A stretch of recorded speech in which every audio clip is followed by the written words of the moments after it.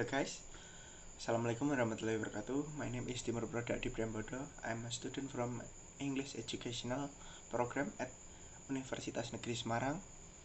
And on this opportunity, I'm gonna tell you about the coronavirus pandemic. The coronavirus pandemic that is spreading around the world has a very significant impact not only in the health sector but also in the economic, also suffered a huge impact on due to coronavirus pandemic. The restriction on communities activities affect business activities, which then have an impact on the economic. And then social responsibility can be defined as an ethical framework for contribution in community welfare. The Universal Declaration on Bioethics and Human Rights, especially on the Article 14, has explained the issues of social responsibility and health. And then, what is the point of this speech? What is the premise of this speech? The premise is public health and economization could not be separated, but public health should be considered as the first problem to solve. Why?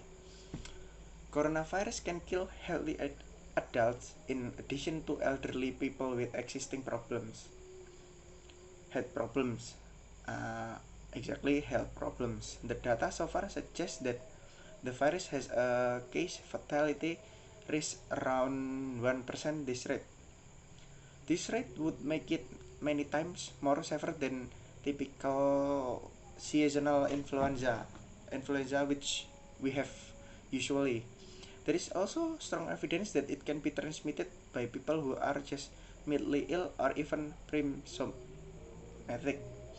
That means COVID-19 will be much harder to contain than the Middle East respiratory syndrome or severe acute respiratory syndrome SARS, which were spread much less efficiently and only by symptomatic people.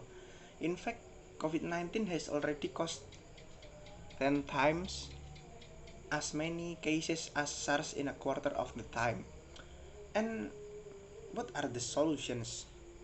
COVID-19's containment and mitigation activities, not only those directly related to the disability inclusion, must be planned and implemented with the active participation of persons with disabilities and DPOs.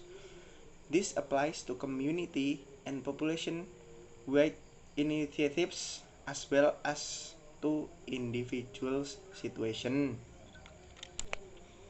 In order to reopen the economic session, we need to rebuild the public health first. What we have learned is how do we reopen the economic without help from public if they still have problem with their health.